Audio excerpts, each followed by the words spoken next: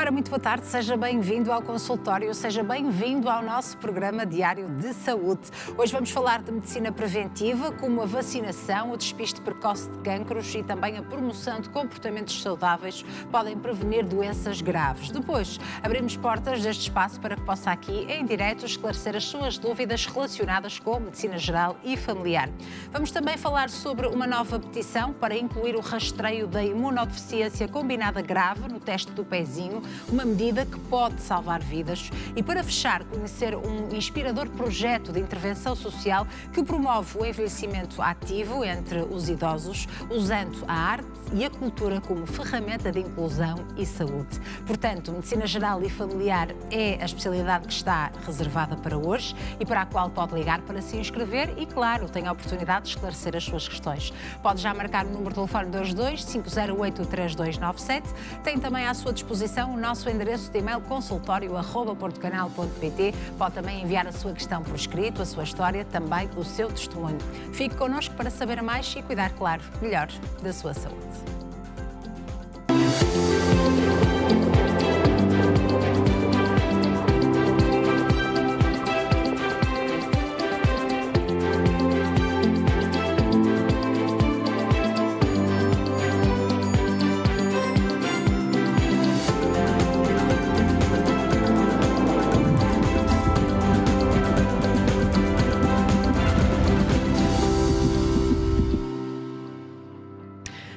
De julho, cá estamos novamente para cumprir a nossa missão com este espaço dedicado à nossa saúde e bem-estar. Está no ar mais um programa consultório, seja muito bem-vindo. Já sabe que pode participar, tem aqui todos os dias de segunda a sexta-feira a oportunidade certa para em direto esclarecer as suas questões. Hoje a especialidade que aqui temos é única, medicina geral e familiar, por isso aconselho a marcar já o número de telefone 22 508 3297 para poder falar com a nossa convidada que vou apresentar já de seguida e assim poder esclarecer todas as suas questões. Portanto, 22 508 3297, ou se for mais fácil para si, pode também entrar em contacto connosco por escrito, através do nosso endereço de e-mail consultório@portocanal.pt. De igual forma, escrever a sua questão, partilhar connosco a sua história, também o seu testemunho e concluir, ver, portanto, a sua dúvida esclarecida, que é para isso que cá estamos, também falar um bocadinho connosco, que sabe sempre tão bem, principalmente hoje, nesta tarde de terça-feira. Vamos começar por falar de medicina preventiva. Está connosco a doutora Karina Teixeira, médica de Medicina Geral e Familiar, pós-graduada em Medicina Estética no Grupo Trofa Saúde, do Hospital da Trofa e Maia, a quem agradeço por juntar-se a nós. Doutora, obrigada por estar aqui connosco. Eu é que agradeço esta oportunidade. É um gosto recebê-la. Muito obrigada também por depois estar disponível para ouvir todos os nossos telespectadores. Obrigada, acima de tudo, pela sugestão deste tema e, precisamente, para contextualizarmos e apresentarmos este assunto aos nossos telespectadores, pergunto-lhe o que é a medicina preventiva. O conceito de medicina preventiva surgiu com o intuito de mudar a prática médica, que até então era muito focada no tratamento das doenças. Portanto, é uma mudança de paradigma no mundo onde vemos as doenças crónicas aumentar, em que o foco passa a ser manter a pessoa saudável em vez de tratar a doença já estabelecida. E, portanto, é uma abordagem proativa de promoção da saúde, prevenção da doença e assim podemos melhorar a qualidade de vida. E como é que um médico de família pode ajudar? Que papel é que tem um médico de família precisamente para gerenciar todas estas questões que vamos agora abordar ao longo da nossa conversa? O médico de família aborda o doente de uma forma holística, portanto, na sua globalidade, claro, na sua vertente biopsicossocial. E, portanto, acaba por ter aqui um papel-chave para prestar cuidados e conselhos preventivos de uma forma credível. É a especialidade que melhor poderá promover este tipo de abordagem, com um plano que é personalizado para o doente que temos na nossa consulta. Como é que as pessoas também, e com a ajuda do médico de família, que melhor conhece aquela pessoa, não é? E a sua família, a história da sua família, como é que essas pessoas podem aplicar a medicina preventiva também no seu dia-a-dia? Porque é uma responsabilidade, de certa forma, de cada um. Sim, claro que sim. Ela pode ser aplicada tanto por decisões, opções individuais, como também através de políticas públicas. Portanto, programas de vacinação, programas de educação para a saúde, por exemplo, do tabagismo e até os rastreios populacionais. A nível individual, manter estilos de vida saudável, realizar exames de rotina e ainda manter um acompanhamento médico regular são práticas fundamentais. Às vezes são os médicos de família que relembram, não é? Esses rastreios, esses exames que são obrigatórios, ou pelo menos deveriam ser. Sim, sim. Podemos relembrar na consulta, quando estamos com um doente à nossa frente, como eles também podem ser convocados, no caso dos rastreios nacionais, podem receber uma carta em casa, por exemplo. E qual é a importância atualmente da medicina preventiva na vida das pessoas e, de certa forma, na sociedade também, de uma forma geral?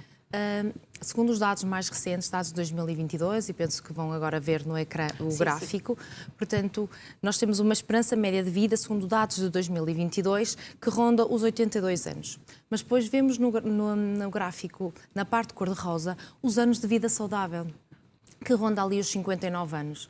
Portanto, temos ali um gap de essencialmente 20 anos que são vividos com doença. E depois, quando nós vamos analisar os estudos que viram quais eram os fatores de risco que estavam associados ao aparecimento de doença e de mortalidade, nós vemos exatamente que as principais causas estão relacionadas com os nossos estilos de vida.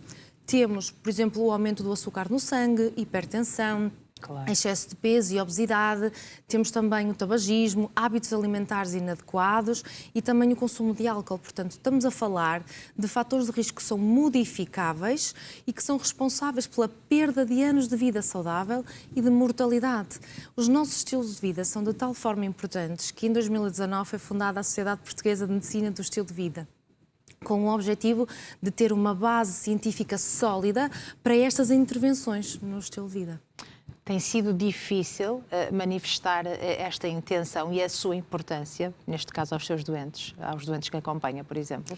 Porque tem muito a ver com os hábitos que já estão incorporados. Nós vivemos numa sociedade que está muito mais preocupada em tratar uma doença já pré-estabelecida do que em mudar hábitos. Do que a prevenir, não é? É algo complicado, é muito difícil, implica uma mudança global e de mentalidade. Portanto, não é fácil fazer esta mudança, mas acredito que aquilo que eu fui dizendo, referindo a importância das doenças que nós conseguimos controlar e até prevenir, que algumas pessoas possam estar interessadas em fazer mudanças de estilo de vida. E o objetivo desta conversa também é esse, não é? Exatamente. Quais são as dimensões, os pilares dos estilos de vida que estamos aqui a falar? São 6, aqueles mais óbvios é a alimentação e o exercício físico e também a exposição aos hábitos tóxicos, como o tabaco e o álcool, mas existem outros como o sono, o stress e mesmo as relações sociais. E o que é que, portanto, qual é a importância de cada um também, Sra. Doutora? Como é que há uma ligação entre eles e qual é a importância de cada um? Por exemplo, a nível da alimentação, nós sabemos que os 3 principais fatores que são responsáveis pela perda de anos de vida saudável são, por exemplo, o excesso de consumo de carne vermelha, o baixo consumo de cereais integrais e ainda o aumento da ingestão de sal. Portanto, uma alimentação saudável deve ser uma alimentação que é variada, rica em cereais integrais e também de base vegetal, o que torna mais sustentável no mundo em que vivemos. Devemos evitar o consumo de alimentos processados, ricos em gordura saturada e com excesso de açúcar adicionado, por exemplo. E o sono, Sra. Doutora, qual é a sua importância? Como é que uma fraca qualidade de sono pode afetar o nosso dia-a-dia e afetar a nossa saúde? Sim, afeta muito. Portanto, um sono de qualidade é aquele que é capaz de reparar e de nos manter alerta, em vigília o dia todo. E esta qualidade não tem só a ver com a duração, mas também com a profundidade e com a continuidade. E, portanto, um déficit de sono tem consequências a curto prazo, que são as mais conhecidas, como alterações do humor, déficit de atenção e de memória, mas também a longo prazo, com aumento de, por exemplo, excesso de peso e obesidade, diabetes, hipertensão, mas também depressão e ansiedade. Portanto, o sono tem um impacto muito grande na nossa vida. O que é não ter um sono de qualidade? Quais são os sintomas que a pessoa vai tendo no seu dia-a-dia ou nos dias a seguir para, de facto, procurar ajuda e que ajuda é que deve procurar? Além da própria noção de que não dorme as horas adequadas, de que vai tendo micro-despertares durante a noite, também acorda com a sensação de que o sono não foi reparador. Estes são os sintomas a curto prazo. E depois, a longo prazo, foi aquilo que eu fui falando, o aparecimento de outras doenças. Claro que também, além de problemas associados a uma má rotina de sono. Também existem outras patologias que têm que ser despistadas e que é importante estarmos numa consulta, fazer as perguntas certas para perceber se estamos se estamos perante uma doença que precisa do seu tratamento. Mas muitas vezes estamos só aqui perante uma alteração de uma rotina de sono que leva a consequências tanto a curto como a longo prazo. E a população tem tendência, os portugueses neste caso, têm tendência ainda a desvalorizar, porque muitas vezes vamos roubando horas, não é, ao sono para poder cumprir as outras tarefas. Conseguimos compensar no fim de semana, conseguimos compensar no dia seguinte, mas é importante ter uma rotina de sono em que nos deitamos sempre à mesma hora e acordamos sempre à mesma hora, porque mesmo que no dia seguinte tentemos compensar, o nosso relógio biológico vai tentar despertar àquela hora e o sono que vem a seguir não tem a mesma qualidade. Claro. Em relação à atividade física, muito importante também, imagino, o que é que está recomendado? Existe evidência de que a prática de exercício físico de intensidade moderada de pelo menos 25 minutos tem um impacto positivo na redução da mortalidade. Só que, infelizmente, em Portugal, apenas 1/5 da população adulta é que cumpre estas recomendações da Organização Mundial da Saúde. Há evidência até que a prática de exercício físico regular, além de controlar melhor as doenças, pode levar à reversão de algumas doenças. E estamos a falar de diabetes, hipertensão, doenças cardiovasculares, mas também doença oncológica, doença mental e dor crónica. O exercício tem também um impacto positivo na nossa saúde óssea, na nossa autonomia, na prevenção das quedas. Portanto, é fundamental para um envelhecimento saudável. Por exemplo, na consulta, não há uma prescrição de exercício físico, mas há um aconselhamento já. Sim. Temos utentes. colegas que estão aptos a fazer a prescrição de exercício físico, mas existe algum aconselhamento, podemos adaptar a caso. Alguns pacientes têm doença osteoarticular, por exemplo, artrose do joelho. Nós não vamos recomendar que façam uma corrida, eles não conseguem. Eventualmente, nessa situação, podemos sugerir uma hidroginástica em que não temos um impacto nas articulações, porque as pessoas estão dentro da água e têm maior conforto. Portanto, conseguimos adaptar aqui caso a caso e também pelo facto de conhecermos melhor a pessoa que está à nossa frente. Conseguimos, se calhar, incentivar para uma prática de exercício que eles gostem mais. E as substâncias nocivas, o seu impacto também? Do tabaco, as consequências já são subejamente conhecidas, é das principais causas evitáveis de mortalidade de cancro, doença cardiovascular e doença respiratória. Eu gostaria só de ter aqui alguns tópicos que eu penso que são menos conhecidos, como o facto de o tabaco poder afetar todos os órgãos do nosso organismo, não só a parte respiratória e cardiovascular, também a nível do tabagismo passivo.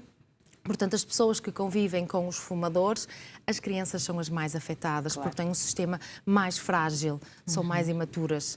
Também referir que as substâncias presentes no fumo do tabaco podem ficar retidas nos tecidos, portanto, na nossa roupa, nos sofás, nos estofos do carro, e podem ser reinalados. E também as novas opções de tabaco não são opções saudáveis. Claro. A nível do álcool, temos aqui um contexto cultural. Portugal tem um consumo médio de álcool que é superior à média europeia e é o dobro da média mundial. Mas há algum consumo considerado seguro? Porque há a ideia de que, vamos lá ver, um copinho de vinho tinto às refeições só faz bem, não faz mal nenhum. Portanto, esta ideia é certa ou não? É verdade, é verdade. Portanto, nos homens adultos até aos 65 anos, aquilo que está recomendado é 1 copo de vinho por refeição.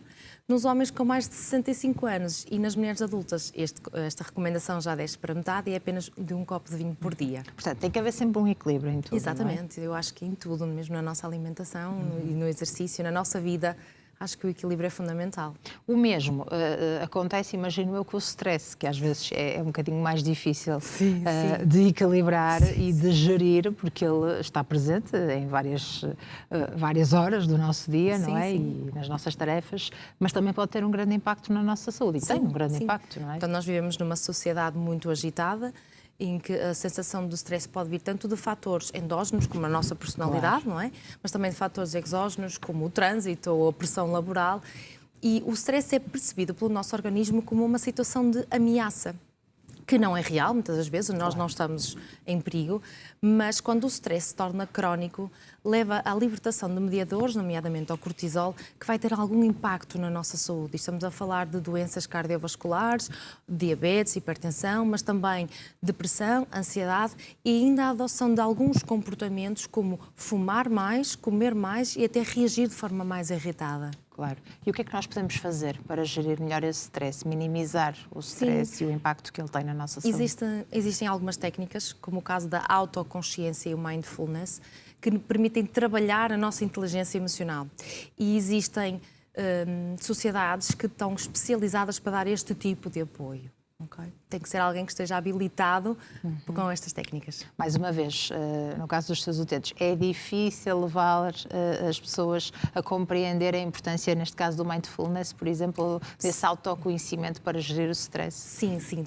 Eu noto que as pessoas que do outro lado têm que ter alguém receptivo. Porque nós já assumimos que o stress faz parte do nosso dia-a-dia, claro. E às vezes as pessoas não têm esta noção do impacto que pode ter. Mas eu vejo que se começa a ver cada vez mais as pessoas alertam para esta questão. E quando eu vejo que tenho do outro lado alguém que está um bocadinho receptivo, então eu consigo entrar e oferecer esta solução. Sim, e se as pessoas ouvirem com atenção, pelo menos alguma coisa vai entrar, alguma informação e pode haver ali uma mudança, não é? Por último, e muito importante, as relações interpessoais. Exatamente, que eu acho que as pessoas não têm esta noção. Foi realizado o maior estudo de felicidade, foi feito em Harvard, em que seguiram pessoas durante mais de 80 anos. E aquilo que os autores verificaram é que as relações interpessoais e as relações com a nossa comunidade são determinantes essenciais tanto na nossa felicidade como na longevidade. De tal forma que os autores escreveram, e eu passo a citar, certo. A solidão mata, é tão poderosa como o tabaco ou o álcool. Portanto, o isolamento social tem vindo a ser associado a várias doenças, nomeadamente disfunção hormonal, diminuição do nosso sistema imunitário, doença cardiovascular, demência, depressão, ansiedade, de tal forma que uma pessoa em isolamento social tem um risco superior de mortalidade em 30% nos 7 anos seguintes, quando comparada com uma pessoa que tem relações de qualidade, relações sociais de qualidade. Claro que este isolamento vai ser mais frequente nos idosos, mas pode afetar qualquer faixa etária. Inclusive, foi feito um estudo no norte de Portugal dos idosos que eram seguidos nos cuidados de saúde primários. E aquilo que se verificou é que em mais de 90% tinham algum grau de isolamento social. E em cerca de um terço este isolamento era grave. Portanto, estamos, de facto, com um problema muito grave e na nossa consulta podemos alertar para algum tipo de situações que podem minimizar este isolamento social. Por exemplo, atividades da comunidade, frequentar um centro de dia, atividades de voluntariado ou até mesmo a adoção de um animal de estimação. Claro que tem que ser adaptado e personalizado para o utente que temos na nossa consulta. Aqui a sociedade também tem de mudar um bocadinho a sua forma de agir, não é? Claro. Integrar mais os idosos nos seus projetos. Ainda hoje no programa vamos conhecer um projeto dessa dimensão e as famílias também. Sim. As famílias também, incluir as famílias os estarem idosos, alerta. Muitas vezes depois da reforma ficam mais sozinhos e surgem muitas vezes então os casos de demência, incluir também nas suas atividades, não é? Sim, sim, é fundamental, sim. Em relação à tecnologia, há avanços também no que diz respeito à tecnologia para apoiar e que tem apoiado a medicina preventiva? Sim, tem apoiado a medicina também de forma geral. Tem sido uma grande aliada. Por exemplo, a telemedicina tem permitido maior acesso ao acompanhamento médico. Por exemplo, existem dispositivos que permitem monitorizar os sinais vitais, no caso dos smartwatches, e também existem algumas aplicações que vão incentivando a prática de estilos de vida saudável, o que é excelente para melhorar a nossa relação com a saúde. E que, por exemplo, os idosos podem utilizar? Sim, e vemos cada vez mais, por surpreendente que seja, eu vejo cada vez mais na minha consulta idosos a utilizar smartwatches que vêm ter comigo porque viram que a frequência cardíaca não estava lá muito bem. E, portanto, é surpreendente e é muito interessante.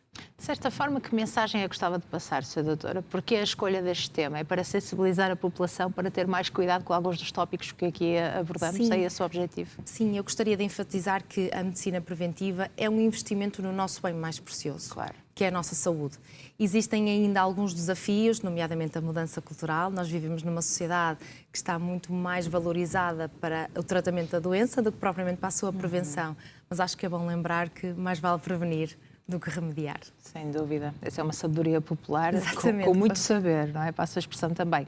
Essa educação começa logo quando as senhoras, as mulheres estão grávidas, quando ainda têm os seus bebés nas barrigas? Por exemplo. Essa prevenção? Portanto, nós temos ali, naquele momento, uma grávida que pode estar mais exposta, por exemplo, a substâncias nocivas, o fumo do tabaco, também o álcool, também o exercício físico é fundamental para uma gravidez saudável, a alimentação vai melhorar a gravidez e vai promover saúde também para aquele feto, para aquele bebê. Portanto, todas as etapas da nossa vida são fundamentais para promover saúde e prevenir doença. Depois, à medida que a criança vai crescendo, incutindo hábitos saudáveis e, por exemplo, prática do exercício físico, é mais fácil para depois esses hábitos se manterem na vida adulta, não é? E para o resto. Por isso é que nós temos muita atenção na diversificação alimentar, quando incutimos hábitos de vida saudável e queremos que a criança se habitue a comer saudável para que depois seja mais fácil na sua rotina, do que de repente chegar à adolescência e dizer: agora não podes comer isto, mas eu estava habituada e é isto que eu gosto. Claro. É muito mais difícil mudar hábitos nessa altura. No que diz respeito à vacinação, temos uma boa cobertura vacinal, sim, não é? Sim, um bom programa de vacinação. Exatamente. Os centros de saúde estão muito direcionados, a parte da enfermagem, para chamar todas as crianças e, portanto, temos uma boa cobertura. Adesão aos rastreios também. Sim, eu acho que as pessoas estão muito receptivas. Eu até quero realizar mais do que aqueles rastreios que estão no Programa Nacional dos Rastreios, mas aquilo que noto é que as pessoas aderem muito bem. Sim. Portanto, nota positiva para os portugueses. Sim, eu acho que sim. Eu acho que a parte dos estilos de vida é aquilo que é mais difícil de mudar, porque de resto de todas as outras abordagens da medicina preventiva os portugueses vão aderindo. Mas vamos chegar lá. Temos que ser positivos também, não é? Também faz parte da nossa forma de pensar, não é? Isso mesmo. Muito obrigada pela sua presença e pela sugestão deste assunto. Agradeço imenso. Muito obrigada, Sra. Doutora. Vamos agora ao encontro das dúvidas dos nossos telespectadores. Portanto, estivemos aqui com a doutora Karina Teixeira, médica de Medicina Geral e Familiar, pós-graduada em Medicina Estética no Grupo Trofa Saúde, Hospital da Trofa e Maia, que agora está disponível para ouvir as suas dúvidas relacionadas com este assunto, medicina preventiva, vacinação, despiste precoce de algumas doenças, rastreios também. Portanto, qualquer dúvida que tenha relacionada então com a Medicina Geral e Familiar, é agora que deve ligar o número de telefone 22-508-3297 para se inscrever e depois do intervalo poder então